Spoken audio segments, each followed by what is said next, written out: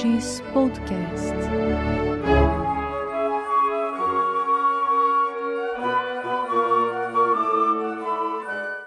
Olá a todos os ouvintes. Este é mais um podcast da Imagens, a Escola da Magistratura Federal do Tribunal Regional Federal da 4ª Região. Meu nome é Karine Cordeiro e neste episódio vamos conversar com as juízas federais Cristina de Albuquerque Vieira e Catarina Volkart Pinto, que além de queridas colegas, eu tenho a honra de dizer que são minhas amigas e que estão aqui hoje para nos fazer um convite, refletir sobre o tema da justiça restaurativa. A Cristina jurisdiciona na 22ª Vara Federal de Porto Alegre, é especialista em Direito Constitucional, formadora nível 1 da Infam, mestranda do curso de mestrado profissionalizante da Infam, membro da Comissão da AJUF de Justiça Restaurativa e coordenadora do Centro de Justiça Restaurativa da Justiça Federal do Rio Grande do Sul.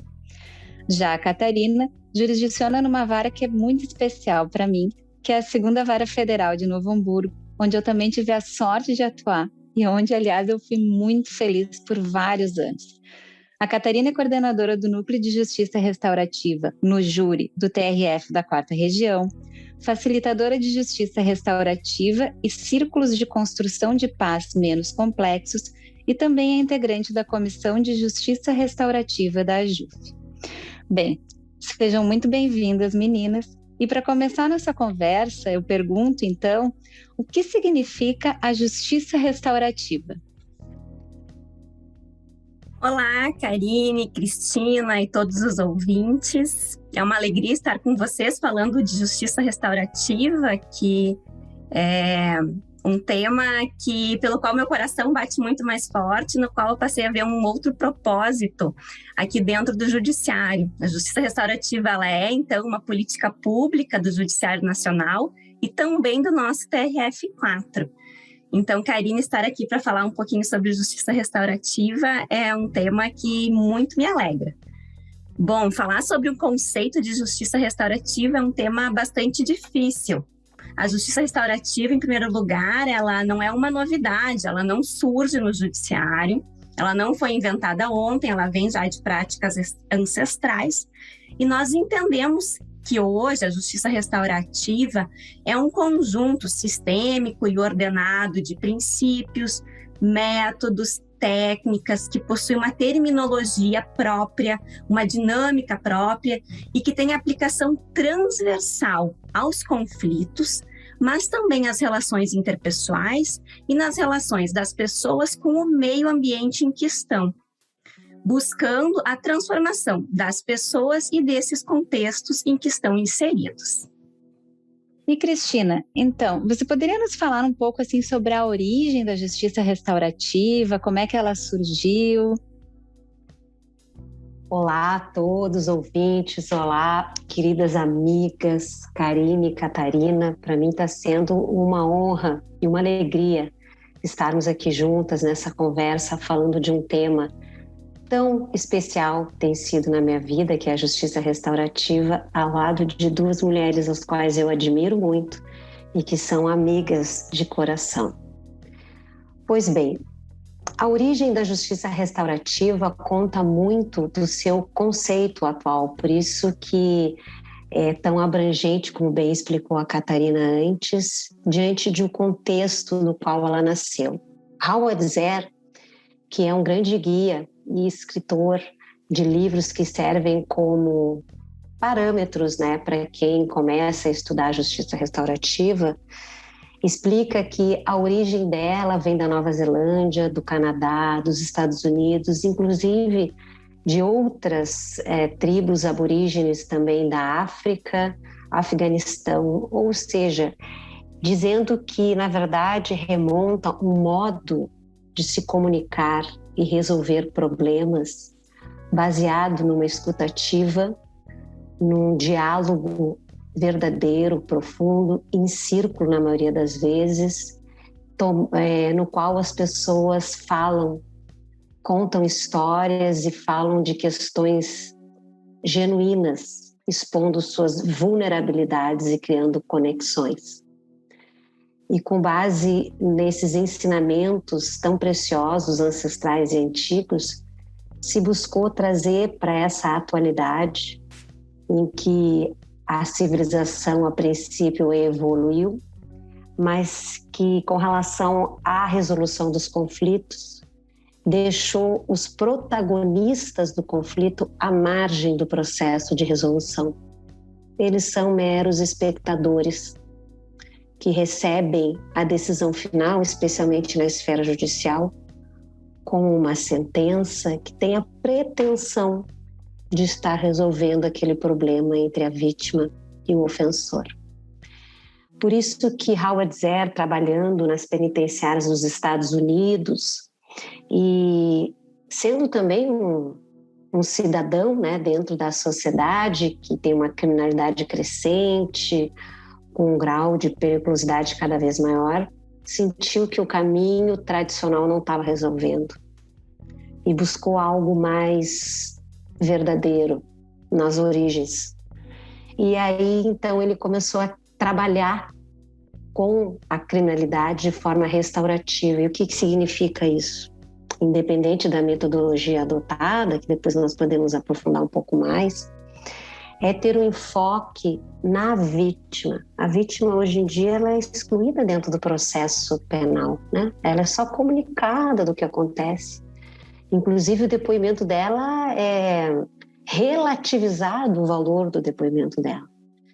Não, com a justiça restaurativa, ela passa a ser o centro da resolução do conflito. A partir dela, do dano causado a ela, das dores sentidas por ela, se coloca o ofensor frente a essa realidade. A vítima sai do lugar de submissão, tem a oportunidade de falar sobre aquilo em frente ao ofensor. O ofensor tem a oportunidade de reconhecer o que fez de verdade e não uma metalinguagem sobre o que ele fez ou deixou de fazer. Reconhecer o que fez, assumir responsabilidades, se oportuniza também que a comunidade diretamente envolvida naquele conflito, familiares, amigos, escolas, pessoas ali ao redor daquele conflito, também participem do processo, também assumam responsabilidades e também tenham suas necessidades atendidas. Então é algo que, quando acontece, e se acontece de verdade, é muito transformador. Porque não é algo que vem de cima para baixo, mas é construído por todos. Então há uma vontade, um desejo de cumprir o que é acordado.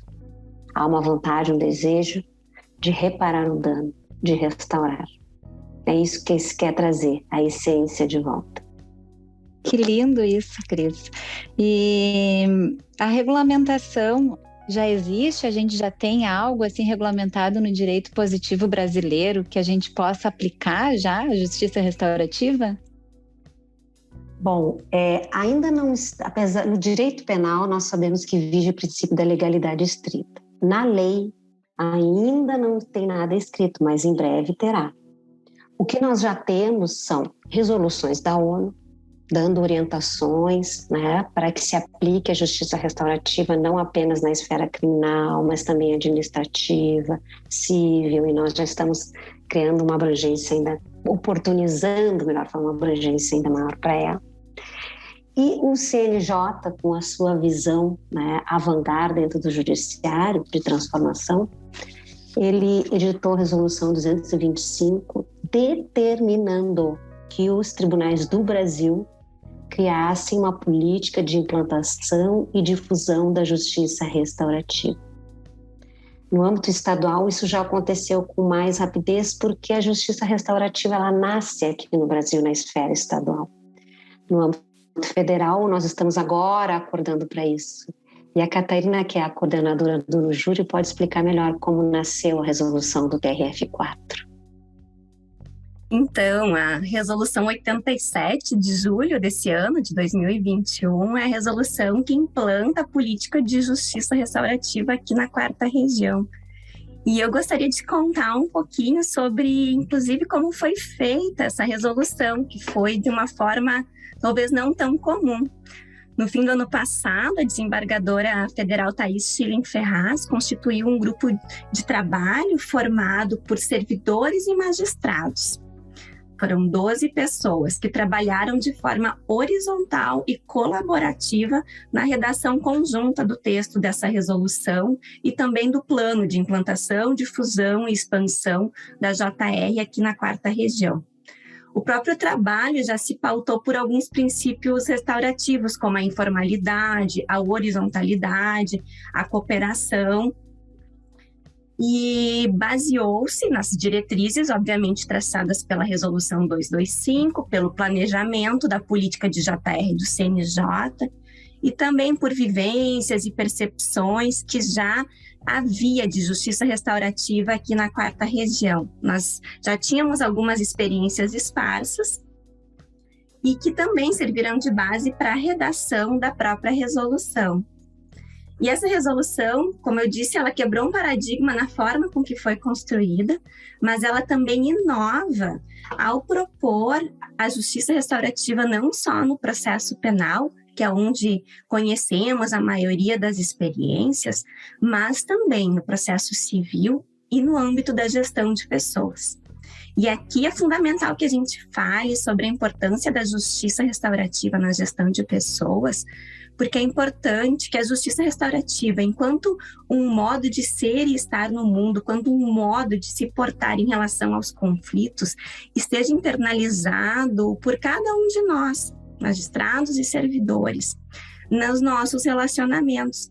Então é importante que a instituição se aproprie da própria filosofia restaurativa dentro do seu contexto. Na forma que os servidores se relacionam entre si, servidores e magistrados, né, de forma horizontal, e possam ver de uma forma diferente as relações.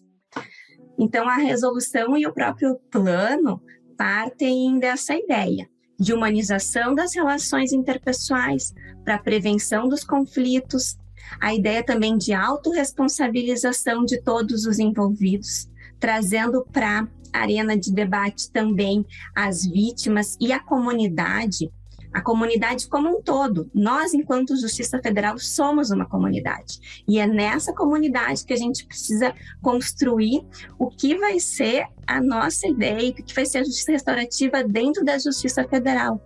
A gente não pode pensar em adaptar a justiça restaurativa para dentro da Justiça Federal, mas a gente tem que pensar como que a gente se encaixa dentro dessa nova perspectiva, desse novo olhar que a justiça restaurativa nos traz.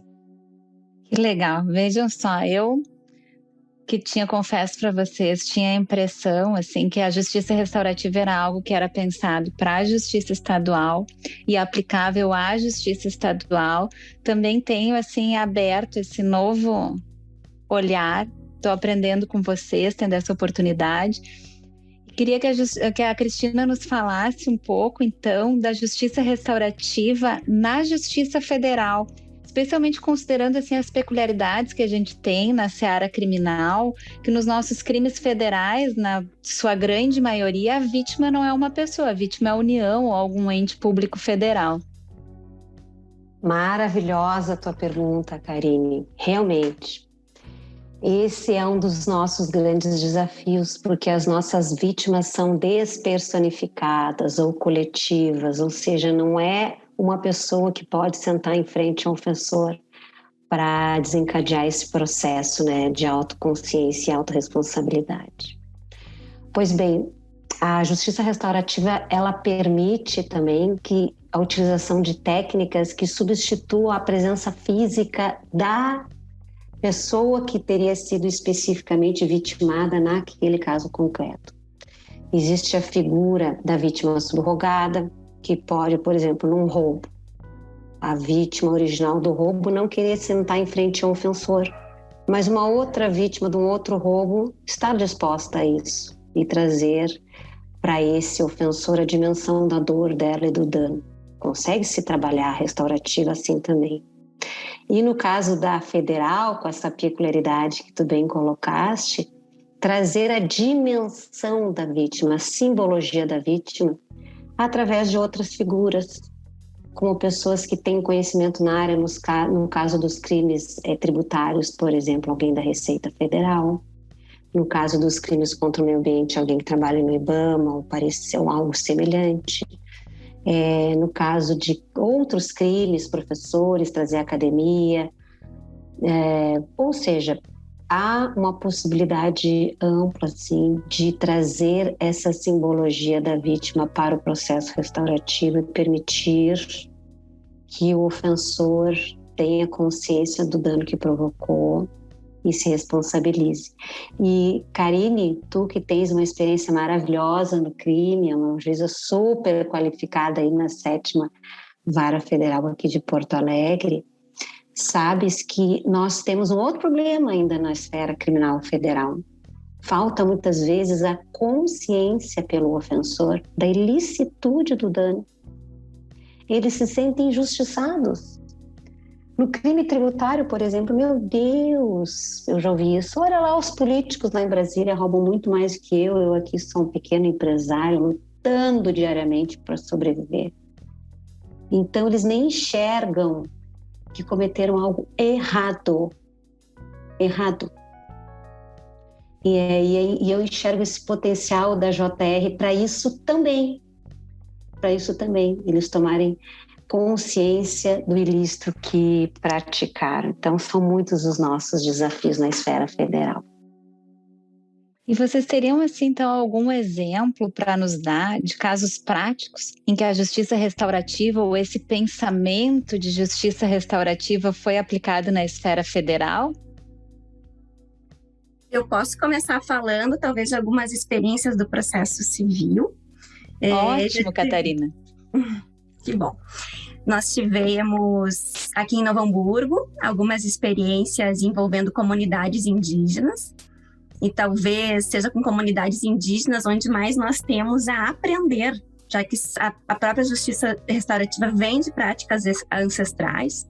Então, eu acredito que a gente ainda tem muito a descobrir sobre práticas restaurativas que sejam genuinamente brasileiras. E as comunidades indígenas, muitas vezes, litigam em processos da Justiça Federal. Então, com comunidades indígenas, nós vislumbramos muitas possibilidades. Já houve um caso em que houve uma prática restaurativa envolvendo um conflito, inclusive foi um caso pré-processual que tivemos, envolvendo a expulsão de um indígena da sua comunidade. Na realidade, a expulsão daquele indígena era apenas um dos tantos problemas que estavam por trás, que envolviam os cuidados do ancião da comunidade, a forma com que era oferecido o ensino naquele local, além de outras demandas. E foi possível, numa metodologia circular, que se pudesse chegar a algum consenso quanto àqueles problemas todos que envolviam a comunidade indígena.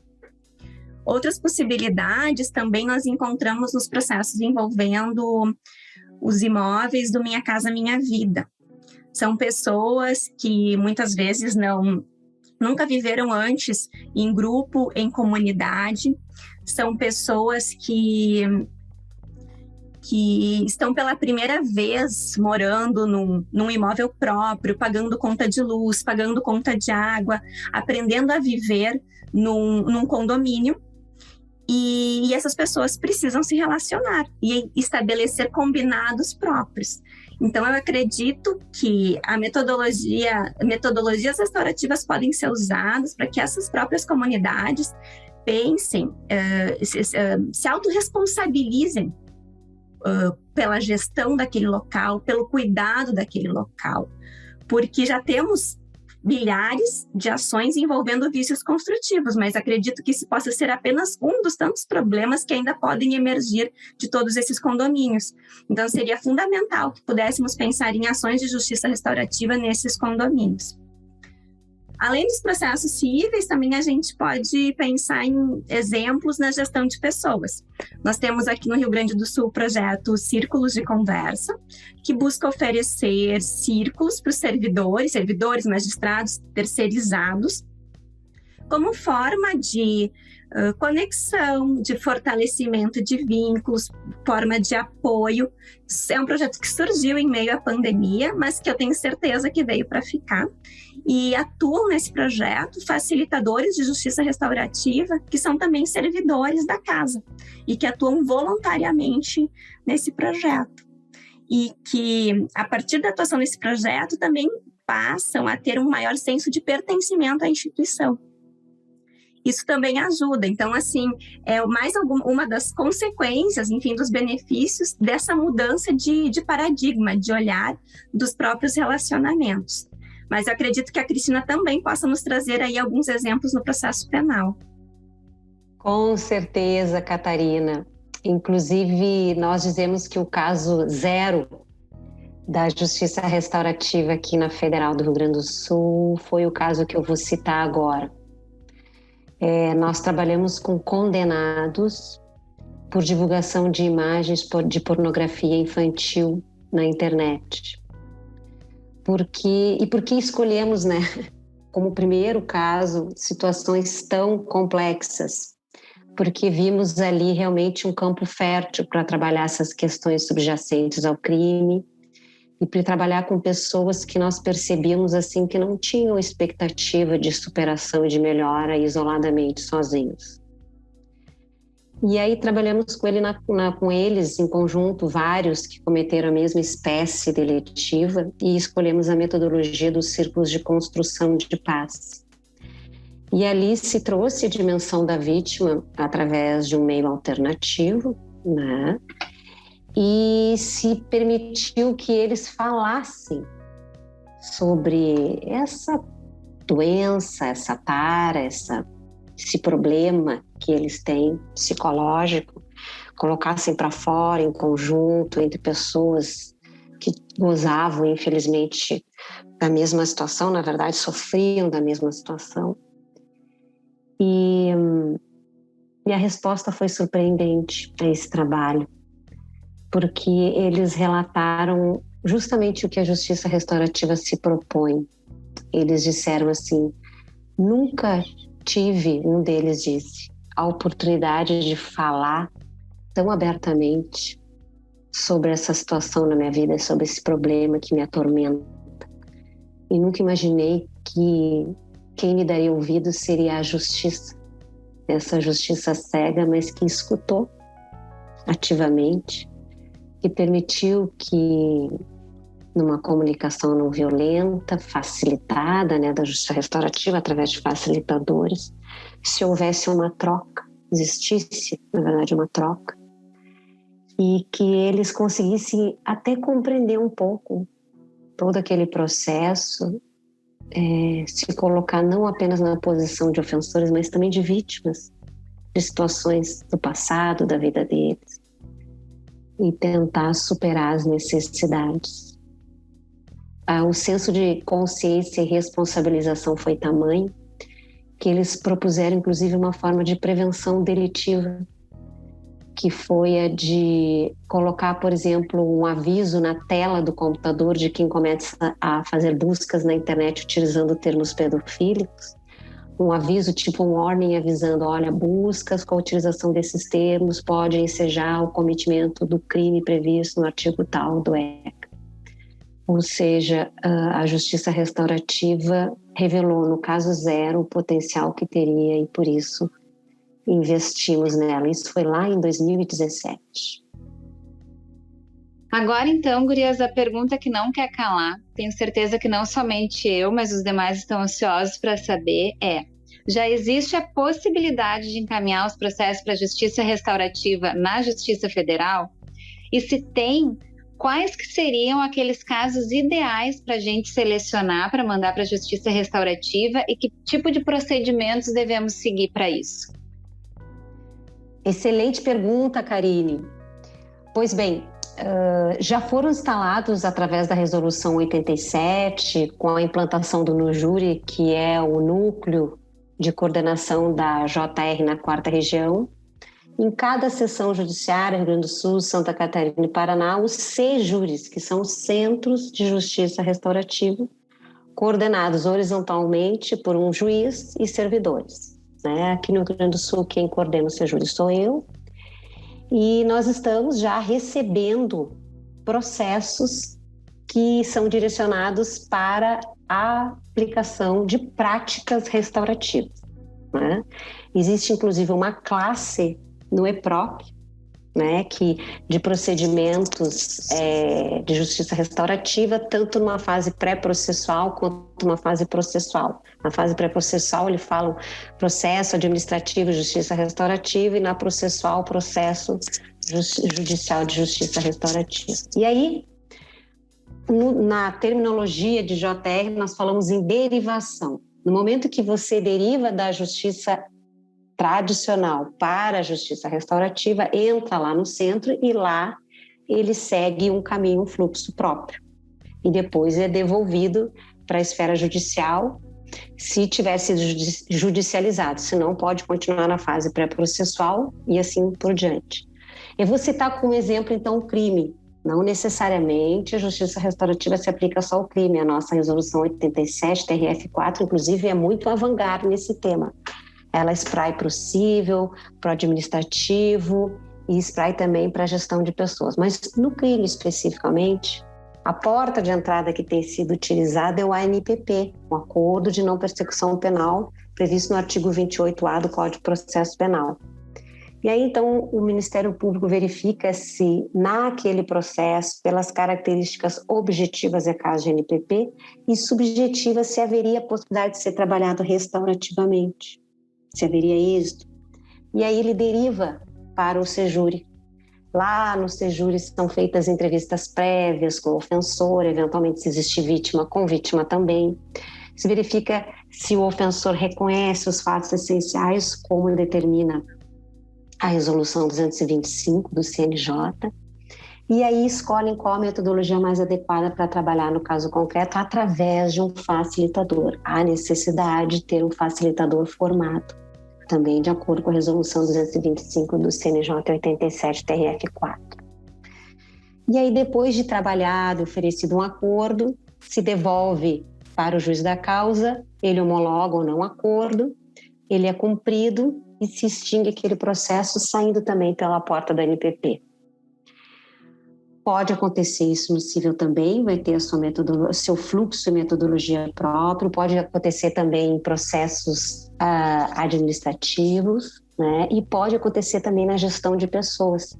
Não necessariamente precisa ocorrer só dentro do Sejure, pode ocorrer dentro das unidades.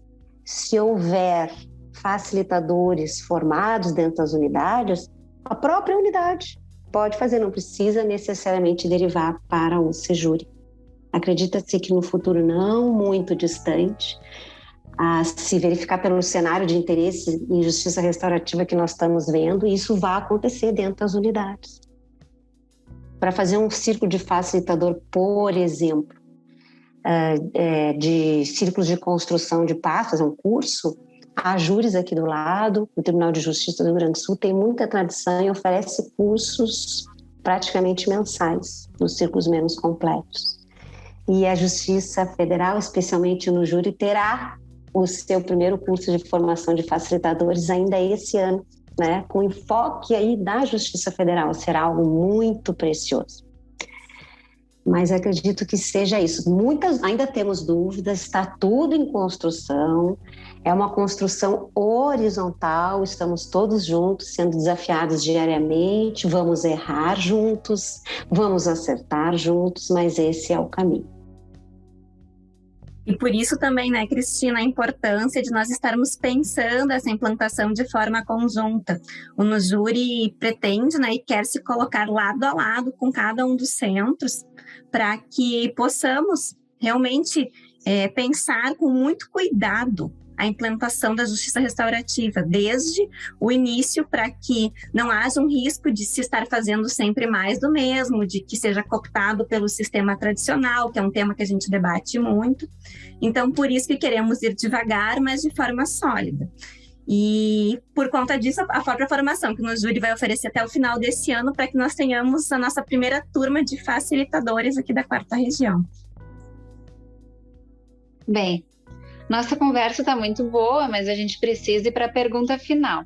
Então, gurias, assim, para finalizar a nossa conversa, eu gostaria que vocês nos falassem um pouco quais são os maiores desafios da justiça restaurativa na Justiça Federal. Pois bem, que pena mesmo, mas outras oportunidades surgirão. Karine, os maiores desafios são inicialmente subjetivos e estão dentro de nós. Nós temos que, para conseguir enxergar com outros olhos a resolução de conflitos, nós, especialmente magistrados, nós temos que superar preconceitos, nós temos que estarmos abertos a mudanças e tentarmos enxergar, né, a justiça como algo destinado para aquele que é afetado pelo prejuízo, pelo dano e que busca ansiosamente que seja feita alguma coisa independente do caminho a ser adotado. E o que mais que você acha que ainda desafia a JR, Catarina? Pois é, Cristina, eu a partir aqui do No Júri fico também pensando muito nas questões práticas e administrativas para, de fato, implantação da justiça restaurativa. Felizmente, cada uma das sessões judiciárias já está pensando, né, e construindo o seu espaço para cada um dos centros de justiça restaurativa. Mas um outro grande desafio é que a gente tenha facilitadores devidamente formados em justiça restaurativa, nas mais variadas metodologias, para que a gente possa, em cada caso concreto, verificar qual que é a melhor metodologia, qual o melhor caminho que deve ser proposto. Então, para isso, nós precisamos de facilitadores capacitados, porque não é o magistrado que vai fazer a prática de justiça restaurativa que irá facilitar, são facilitadores. E nós precisamos formar facilitadores aqui dentro da instituição. Outro grande desafio também é a formação de rede interinstitucional, com outras instituições que venham a colaborar conosco para a implementação da política de justiça restaurativa. Nós precisamos ter uma interlocução com a comunidade, com organizações não governamentais, Ministério Público Federal, Defensoria Pública da União, OAB e outros tantos setores que possam colaborar para o processo restaurativo. Há também um outro desafio bem grande que diz respeito à estratégia de utilização de práticas restaurativas para combate e prevenção do assédio moral, do assédio sexual e da discriminação. A resolução 351 do CNJ e a nossa resolução 66 aqui do TRF4 prevêem a justiça restaurativa como uma estratégia para essa política. Então, é um terreno difícil, é algo novo e que nós precisaremos construir esse caminho. Então, a justiça restaurativa ela é um caminho em construção e aqui fica o nosso convite, né, para que mais pessoas venham junto, para que a gente possa, de forma coletiva e colaborativa, pensar qual é o caminho que queremos trilhar enquanto instituição, quanto à política de justiça restaurativa. Infelizmente, Gurias, nosso tempo de conversa chegou ao fim. Muito obrigada, Cristina, muito obrigada, Catarina, por nos trazerem essas reflexões. Realmente um convite a todos nós para pensarmos um pouco sobre esse tema. Vamos torcer para que a JR, porque agora, afinal de contas, estamos mais íntimos, tenha o sucesso que merece e que a gente consiga dar mais efetividade e sentido à função da justiça nos dias de hoje. Obrigada a todos os ouvintes e até o próximo episódio.